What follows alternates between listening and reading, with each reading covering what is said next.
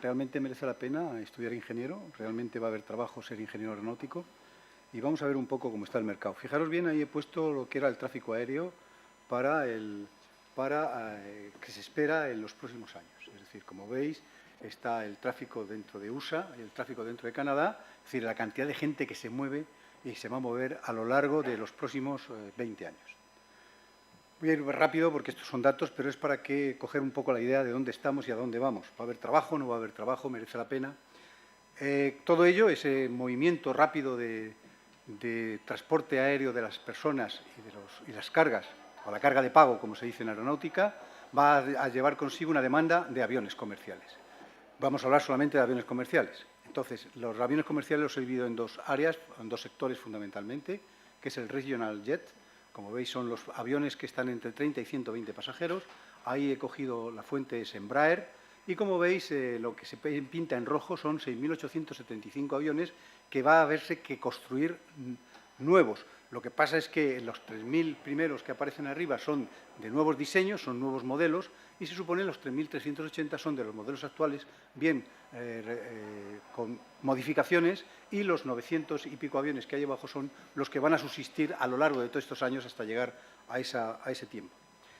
En los que llamamos aviones de estrecho y aviones como por ejemplo el 380 o el 747, como veis, pues en el 2009 ese es el número de aviones que están volando y se ve el crecimiento que va a ser de 17.000, los que se reemplazan, pero con modelos actuales, con sus modificaciones correspondientes, unos 13.000 y 5.400 son los remanentes que van a quedar en vuelo y en servicio. Todo ello, es decir, son Boeing y Airbus los que realmente unos dicen una cantidad y otros dicen otra. Ahí está, lo que he expuesto es las distintas previsiones que tiene cada una de estas compañías durante estos años, casi 20 años. Y como veis, realmente si dividís aproximadamente, salen a unos 1.300, 1.200 aviones año. Es decir, las dos compañías van a tener eso, cantidad de aviones que fabricar. ¿Qué quiere decir? Eso es demanda de trabajo. Ya veremos si el trabajo lo hacemos nosotros o los chinos, pero es demanda de trabajo. He cogido aquí a Boeing, para que no se me notase mi tendencia hacia Airbus, para que vieseis realmente que lo otro es lo que yo había previsto, o lo que hemos previsto en Alavia, mientras que lo otro, esto es lo que ha previsto Boeing. Pues esto viene inclusive en Internet, entráis en Internet, en la página de Boeing y se ve perfectamente estas cantidades. Entonces, ¿cuál es la visión global del mercado que tenemos? Pues fijaros bien, como sabéis, Boeing y Airbus domina todo el mercado de grandes aviones, con lo cual quiere decir que las compañías españolas tienen que prepararse para trabajar para ambas compañías, no solamente para una, para ambas compañías. Bombardier y Embraer domina el otro sector. Luego tenemos también la obligación, ya que no tenemos producto propio, ya que ahora es un producto internacional, europeo, sino trabajar también para esos otros mercados que nos exponen. Esas son las salidas que tiene realmente los ingenieros o que tenemos.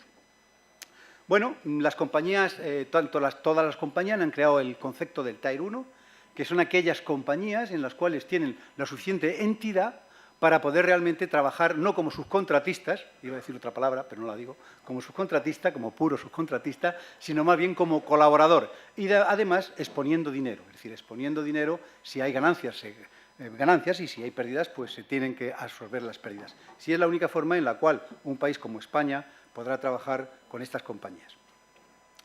Fijaros que, como viene ahí puesto, es decir, hay una gran subcontratación, la palabra outsourcing ya prácticamente es española, outsourcear, quiere decir que antiguamente se decía subcontratar, pero bueno, el outsourcing ya está totalmente de moda, con lo cual, fijaros bien como Boeing aproximadamente subcontrató o outsourceó, eso es Spanglish, outsourceó aproximadamente el 70% de todas las partes del Boeing 787, para ser construidos fuera de Estados Unidos, cosa hasta ahora totalmente desconocido.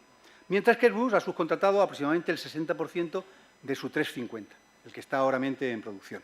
¿Quién son los mayores que han beneficiado de esta nueva forma de fabricar? Pues son Japón y China, es decir, especialmente los países asiáticos, ya que antiguamente eso se llamaban offset, como empezó la industria española, es decir, tú compras aviones y parte de ello te lo tienen que dar en trabajo o te prometen trabajo para darte. El campo asiático, sobre todo Japón y China, demanda gran cantidad de aviones y no hay más remedio que meterse dentro de ese sector. Con esto ya hemos visto que tenemos trabajo, hemos visto que realmente tenemos un cierto porvenir. Vamos a ver ahora en qué se caracteriza o cuáles son las peculiaridades que tiene la industria en la cual yo he elegido mi carrera o yo he elegido trabajar en ella. Es la industria aeronáutica. Entonces, la industria aeronáutica, como hemos puesto ahí, pues es una industria esencialmente de altas tecnologías en las cuales hemos puesto cuatro ramas: aerodinámica, sistema y control, estructuras livianas y motores de alta relación potencia. Normalmente, casi toda la industria española, pues siempre ha sido un poco en estructuras, y gracias realmente a nuestro 212, CN235, C295, etcétera, pues empezamos a fabricar realmente aviones y teníamos el resto. Aerodinámica, pues aerodinámica realmente tenemos muy buenas aerodinámicas, de hecho, tenemos un príncipe de Asturias, que es Amable Liñán, y es un catedrático de aerodinámica o de mecánica de fluidos, con lo cual realmente sí que en ese nicho de trabajo hemos trabajado, pero realmente donde más ingenieros se ha trabajado es en las estructuras livianas, es decir, en el campo de las estructuras y en motores, que estaba ITD, que realmente es una General Electric, General Motors, realmente es en estructuras donde realmente hay más trabajo. Luego, repito, el producto aerodinámico se caracteriza, como ponemos aquí, por los continuos desafíos técnicos. Esas 4 ramas me dan desafíos técnicos que la única forma de hacerlo es aplicando tecnología. Y la aplicación de la tecnología me lleva a 2 campos: a materiales avanzados, que es la parte mía de estructuras, y los sistemas de control, sobre todo el fly-by-wire, que fue realmente lo que distinguió a Airbus de Boeing. Es decir, el 320 era fly-by-wire y eso no lo tenía Boeing, con lo cual realmente fue un gran avance que tuvo la industria europea frente a la industria americana. Aquí lo que hemos puesto, que voy a ir muy rápido, como veis hablo bastante lento, me podéis entender yo creo. La siguiente es, ¿cuáles son lo que demanda esa industria? Pues toda esa industria de una mano de obra altamente cualificada, es una industria de alta tecnología, necesita procesos de especificación y, sobre todo, viene aquí el punto que para eso son esta feria: recursos humanos de alto desempeño y formación fundamental en física y matemáticas. Es decir, es una especie de ayuda que le hago a recursos humanos. Y después, manejo de informática, etcétera. Como veis, y aquí por último, es la innovación, va a ser la clave realmente de nuestra ventaja comercial. Es decir, señores, si queremos que este país tenga algo, tenemos que pensar en innovar, tenemos que pensar en ser ingenieros de verdad. Y ahora contaré lo que significa ingenieros de verdad. Ingeniero de verdad no es perseguir piezas, ni decir trabajo en Manufacturing Engineering, trabajo en la parte de cálculo y diseño, y lo que tengo he hecho un cursillo de elementos finitos, meto un valor y el ordenador lo hace todo. Hay que tener idea del concepto físico, del concepto realmente de lo que estoy haciendo, y saber, antes casi de que salga, saber en qué intervalo estoy trabajando para decir que yo soy un ingeniero. Lo otro no, lo otro soy un albañil. Entonces, realmente, como veis, es la clave, la ventaja comercial. Esto, como veis, lo que pongo en rojo es que significa que la industria española tiene que hacer grandes desarrollos en I+D. I+D mal utilizada por nuestro país, porque la mitad de ella, el dinero de I+D, iba a compensar las pérdidas que tenía en mis productos de serie. Es decir, tenemos que obligar a que las gestoras utilicen el dinero de I+D realmente en hacer I+D y no en hacer series o los problemas que tiene en una serie. Entonces, para entrar ya directamente en materia, antes he querido poner en qué entorno industrial y financiero nos movemos. Pues fijaros que ahí vienen lo que vais a vivir, a convivir, algunos estarán ya conviviendo, el día a día. Se planifica a largo plazo, las fases de desarrollo y fabricación son muy largos, es un sector sumamente especializado, hay muchos riesgos de financiación, la subcontratación ya ha empezado nueva a ser a riesgo, que es lo que decíamos antes, ese nuevo tipo de subcontratación o de outsourcing. Y entonces, el subcontratista, muchos de nosotros trabajaremos o trabajamos en subcontratistas como ayudantes de empresas que tienen el producto, que tienen material, pues tenemos que ser más fuertes, tiene que tener capacidad financiera porque cada vez están pidiendo que participemos en las pérdidas o ganancias, tiene que tener una especialidad tecnológica, no contratar gente para ponerla en un sitio, sino decir, tengo mi especialidad tecnológica, mi ingeniería tiene una cierta especialidad que no se la puede dar otro, tiene que tener capacidad técnica de gestión, es decir, en general tiene que dar un valor añadido a sus ingenieros. Fijaros bien que, viendo ya lo que tengo, digo, bueno, ¿y qué nichos o qué áreas tecnológicas voy a tener? Pues puedo trabajar en materiales y estructuras, en procesos de producción, en fluidodinámica, en simuladores de ingeniería, en ensayos en vuelo, todas esas cosas que pongo ahí. Pero todo eso es conocimiento, y ese conocimiento lo tengo que adquirir a través de una investigación básica y aplicada, que lo que implica es innovación y que posteriormente me va a dar el desarrollo. Nosotros tenemos que pasar por esas áreas. No nos podemos quedar solamente en el desarrollo, porque entonces seremos subcontratistas puros de cualquier país o empresa en la cual nos da lo que quiere. Somos ni más ni menos que pondremos mano de obra y nos darán hasta los procesos escritos. He puesto aquí, y voy a pasar muy rápido, está en este manual en el cual defino qué es investigación básica. Muchas veces los gestores nos equivocamos en saber lo que es la investigación básica, qué es la investigación aplicada y qué es la ingeniería técnica o de desarrollo, la ingeniería tecnológica, perdón, o de desarrollo. Aquí está puesto más o menos en qué consiste, cómo se aplica y, sobre todo, es la parte final, que creo que con pocas palabras se explica perfectamente. Es decir, la investigación básica fundamental es el conocimiento. La investigación aplicada es el desarrollo de las aplicaciones y el desarrollo es el diseño, la construcción, ensayos y puesta a punto del producto en particular. Ya sé, ya estoy preparado para hacer lo que tengo que hacer, que es primero beber un poquito de agua. ¿Qué es? ¿Y qué productos me vienen? ¿Cómo me vienen a mí esos productos? ¿Me van a caer del cielo? ¿Tengo que tener idea de hacia dónde tengo que prepararme por los productos que van a venir? Aquí os he puesto los 5 áreas en las cuales puede haber nuevo y va a evolucionar el mundo, que es el Regional Computer Aircraft, Advanced Subsónico, los supersónicos, los hipersónicos y los transportes estratosféricos, es decir, que se van fuera, transatmosféricos, perdón. Fijaros que lo que he puesto aquí, que es importante para poder entrar, es cada avión de ellos va a llevar unas nuevas tecnologías, unos nuevos. He puesto en rojo, fijaros, los de Advanced Composites, es decir, cada vez va a ir más, va a haber, sobre todo, conceptos estructurales nuevos, va a haber conceptos de unión y adhesivos, no solo va a pegar cromos, sino adhesivos estructurales, que aunque ha decaído cada vez, se va a introducir cada vez más, etc. Ahí ponemos toda una serie de áreas y de tecnologías que se van a introducir poco a poco. Como veis, en el supersónico, pues pongo exactamente lo mismo, y prácticamente todos tienen lo mismo. Conforme vaya aumentando la velocidad, va aumentando la matriz o el tipo de material que tiene que aguantar altas temperaturas debido a las temperaturas de fricción, sobre todo la reentrada, en los nuevos productos, etc. Entonces, como hemos visto, es los composites uno de los productos o de los materiales más importantes que se van a introducir. ¿Por qué? Pues porque un peso más bajo, o una alta rigidez, flexibilidad en el diseño y bajo costo, y lo que nosotros tenemos que hacer es realmente seleccionar el material apropiado, cosa que es responsabilidad de los ingenieros, aplicación selectiva, diseño eficiente y métodos de fabricación bajo costo. Fijaros que aquí he puesto, digo, bueno, ¿y eso cómo yo me lo como? Digo, pues miraros, lo que pongo aquí es muy claro, es cuál va a ser el consumo de fibra de carbono que va a demandar. Fijaros bien que he puesto en el espacio, en el año 2009 en toneladas eran 6.095 y pasamos a 16.000. Fijaros bien que cómo la demanda de la fibra de carbono aumenta. Y lo que he puesto abajo es una forma en la cual pongo hasta el 2010 cómo ha ido introduciéndose los materiales compuestos en los distintos sectores industriales, cosa muy importante para nosotros, porque aquellos que sean expertos en esta área no solo pueden trabajar en la industria aeronáutica, sino pueden trabajar en toda una serie de industrias y quitándole el miedo a los gestores de que la industria aeronáutica todo es caro. Es decir, lo que veremos posteriormente que no todo es caro. Si el ingeniero tiene que hacer las cosas buenas, bonitas y baratas. Y en el de al lado ponemos realmente cómo la tendencia que tiene dependiendo del tipo de sector industrial. Como veis, mientras que la importancia de las prestaciones es muy importante para la aeronáutica e inclusive para la medicina, sin embargo, para los automóviles, salvo Fórmula 1, la construcción de automóviles, etcétera, es mucho más importante el costo que las performances que me pueda dar el material.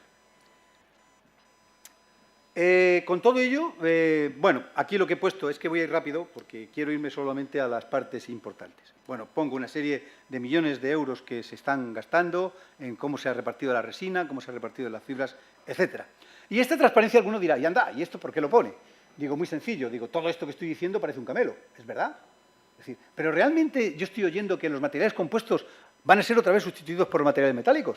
Es decir, los materiales metálicos ahora están atacando. Digo, señores, lo que se pone aquí son los nuevos modelos dentro de 20, 30, 15, X años que van a estar introduciéndose dentro del mercado. Si lo único capaz que lo puede hacer son los materiales compuestos.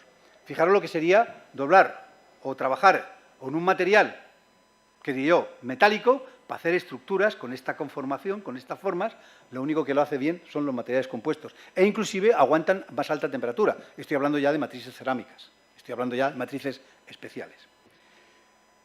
Bien, a partir de ahora voy a ir despacito porque esto ya es de la ingeniería. Es decir, la introducción de materiales compuestos, ¿qué me va a implicar? ¿Qué es vuestra profesión? ¿Qué es la profesión que tenéis que coger? ¿Qué es lo que tengo que hacer? Pues mira, lo primero que tengo que hacer es evitar a diseñar en aluminio negro. Es decir, el aluminio negro, la fibra de carbono no es aluminio negro, es fibra de carbono. Es decir, yo voy a poner un ejemplo. No se puede tener la mentalidad metálica para diseñar en composites. Y yo pongo siempre un ejemplo muy claro. Señores, ¿la madera es un composite? Sí. ¿Es capaz un carpintero de fabricar una silla sin una madera que no tenga nudos, que son poros en los composites? Pues no. ¿Cuál es el buen carpintero? ¿El que encuentra maderas que no tengan nudos? ¿O aquel que coge el nudo y lo pone exactamente en la espalda y ese nudo inclusive la silla cuesta mucho más, pero si le pone en la pata se cae? Ese es el buen ingeniero. El ingeniero que sabe que el material puede tener poros cuando vale y cuando no vale. No decir, es que una especificación me dice que no puede admitir más del 25% y todo es inútil. Ahí es donde tenemos que empezar a conocer estos materiales.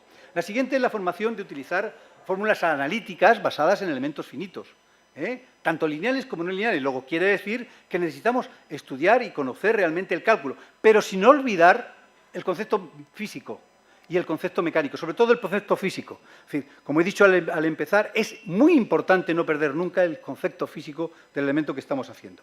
Y sobre todo lo que tenemos que hacer es ver y ensayar para ver cómo atacamos a esos materiales, mejor dicho, defendemos esos materiales de sus enemigos, que es el deterioro debido a los fluidos, ultravioletas, el impacto, etc.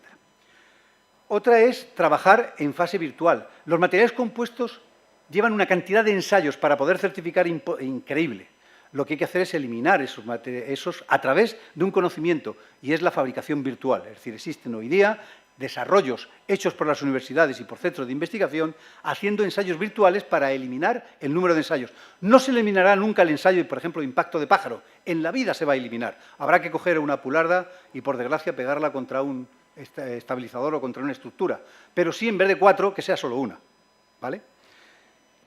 La siguiente es capacidad de desarrollar los útiles, de producción a partir de la base de datos del CAD. Es decir, señores, la ingeniería es todo. No existe una ingeniería de fabricación y una ingeniería de diseño, que parece como son enemigos. No, no.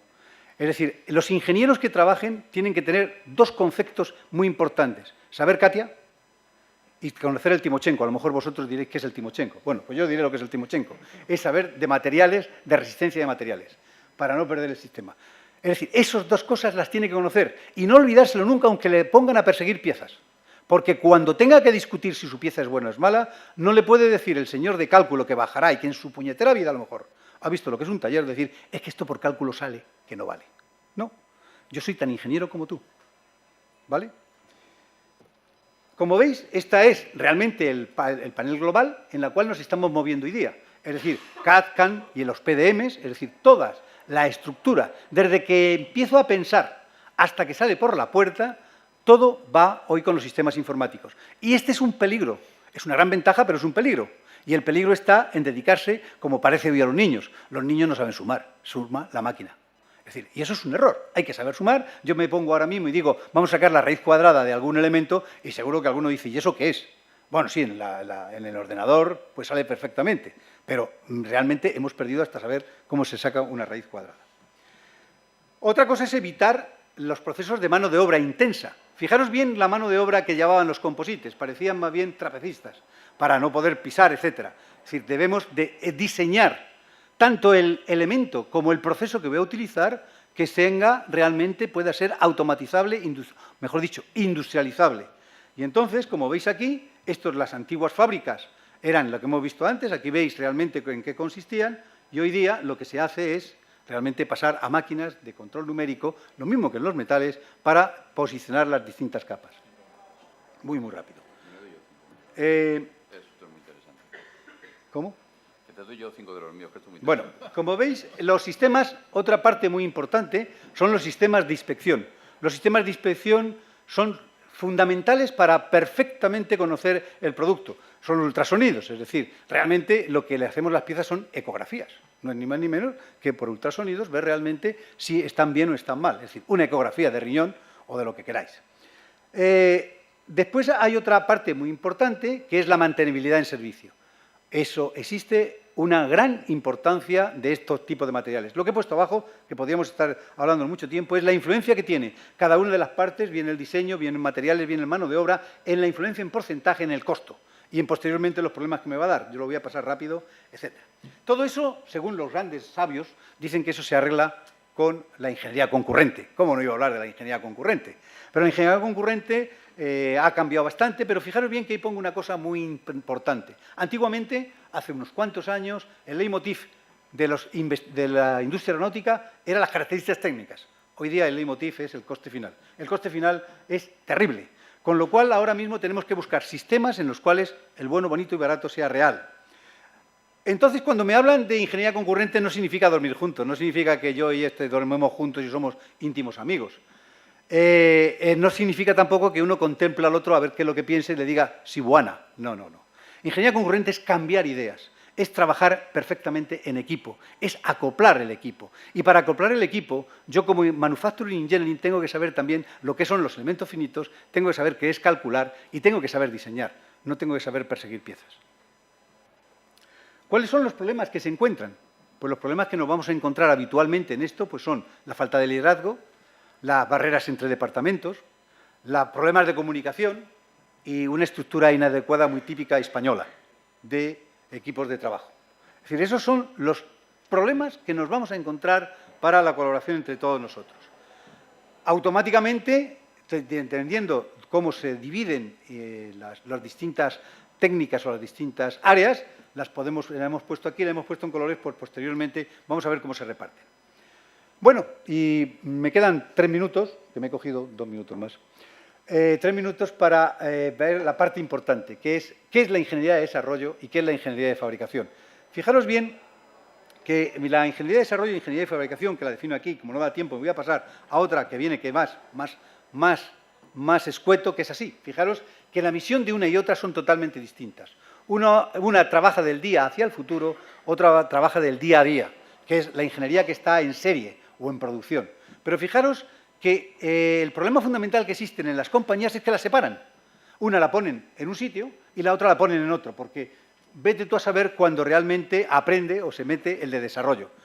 Yo, la idea que hizo antiguamente Construcciones Aeronáuticas, y mientras yo estuve en Airbus, yo logré integrar toda la ingeniería en un solo departamento. Todas las ingenierías no dependen de dirección de fabricación, sino dependen de la dirección de ingeniería. De tal forma que cada uno tenía sus responsabilidades. Y ya no había peleas, porque las peleas estaba, por un lado, el que diseñaba y calculaba, que era ingeniería de diseño y cálculo, por otro estaba ingeniería de desarrollo y de manufacturing engineering, y por otro lado estaba fabricación. Y sobre ellos estaba programas. ¿Qué era la ventaja que tenía? Pues que ya no son uno contra otro, son 3. Dependiendo, se votaba. Y si ingeniería de fabricación se ponía al lado de diseño o de diseño se ponía al lado de fabricación, ganaba así. Ya no había peleas, porque 3 es más difícil que 2. 2 se pelean seguro, pero seguro. Y entonces, por ejemplo, ahí tenéis el ejemplo de cómo se hacían antiguamente los útiles. De buenas a primeras había una información de diseño, el tío se ponía a diseñar, otro empezaba la ruta no tenía nada que ver y después llegaba el de calidad y ya entonces era la de Dios. Ya no había contacto con nada. Como hay que hacerlo es distinto, es integrado exactamente con un solo criterio.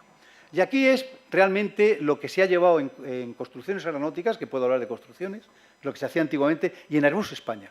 Fijaros bien que había un núcleo tecnológico, que era un núcleo de huitos. Yo llamo huitos a los tíos que realmente son eminencias y tienen mucha experiencia, que es lo que está pintado en rojo. Lo del lateral estaba formado por ingenieros, bien de nuevo a comparación, de programas que se terminaban, etcétera, y venía un programa A y automáticamente el huito cogía una serie de ingenieros y hacía la fabricabilidad, los ensayos, etcétera. Y cuando terminaba, se desgajaba y pasaba a producción para seguir la serie el día a día. Pero como dependía siempre del mismo, había una correlación continua, un intercambio continuo, de tal forma que cuando había un problema lo tenía que resolver el de siempre. Y en esta gráfica me he saltado cosas porque ya me están mirando mal. En este gráfico se ve las distintas etapas en el diseño conceptual de un elemento. Fijaros bien cómo está metido, que es la parte roja, es la parte correspondiente a la ingeniería de desarrollo, mientras que la parte verde son esos tíos de ingeniería de desarrollo que se van extrayendo y van a formar después la ingeniería de sustaining, es decir, la ingeniería de producción, mientras que lo azul es la ingeniería de cálculo y diseño. Es decir, yo entendía la ingeniería como los médicos. A mí los médicos los admiro. Yo cuando estoy malo, cuando estáis malo, vais al médico y el médico, que es el de manufacturing, va y te dice si tienes fiebre, si no tienes fiebre, si te cuida, no te cuida, te da unas pastillas o toma la decisión de mandarte el 1 de octubre. 1 de octubre a un hospital. ¿A dónde es? Al hospital es la ingeniería, los que saben cálculo, diseño y los que empiezan a calcular. O si no lo hace él y da la disposición. Eso es lo que tiene que llegar y si queremos realmente ser ingenieros. Los ingenieros tienen que tener la disposición, lo mismo que del médico, de tomar disposición con sus responsabilidades. Para eso existen las auditorías, etcétera, etcétera. Como veis, cambia bastante el concepto de que hay por ahí. De tal forma que cuando hay un problema en el taller, ahora ha aparecido un problema en el taller, la ingeniería de taller lleva 24, 48, 52 horas intentando resolverla y no pueda. Entonces se les llama a los que intervinieron, no el director de factoría crea un grupo especial de desarrollo y de mejoras para ver cómo realmente demostrar que la culpa la tenía el tío de diseño que se equivocó. No, sino bajan los mismos que decían que eso costaba tanto, que se hacía en tanto tiempo, que era perfectamente rentable a la empresa y que tomen la responsabilidad de volverlo a poner bien. Y eso es lo que llamaban la chepa de Pedro, es decir, en Airbus se conocía así. Bueno, termino ya y solo voy a poner esto para saber lo que os iba a poner luego, que era lo que había preparado era ni más ni menos cómo diseño un HTP y aquí vienen todos los departamentos que están en colores que coinciden con los colores anteriores, en los cuales se ve en cada departamento quién interviene. Por ejemplo, aquí tenéis ya el CRIF Preliminary Structural Architecture. Pues se ve aerodinámica y tal, y qué es lo que hace cada departamento y cómo van interviniendo. Como veis, lo que iba poniendo era la intervención. La flecha significa que eso no sale a la primera, sino que hay una rotativa constantemente, que es lo que se llama, lo que llamábamos antes la concurrent engineering, para perfectamente sacar el producto hasta que sale el producto final.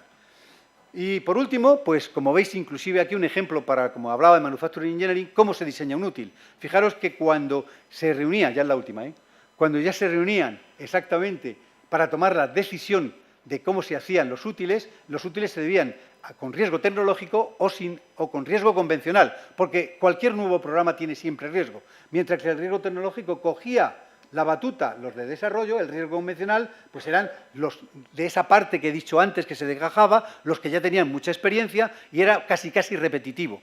Y posteriormente llegaba al final, todo pasaba a Manufacturing Engineering, que es la última para hacer el sustaining. Pero todo salía del mismo sitio, con lo cual no hay peleas. Hombre, sí hay peleas para ver quién es el jefe. Y por último, quiero daros las gracias por haberme aguantado este rollo.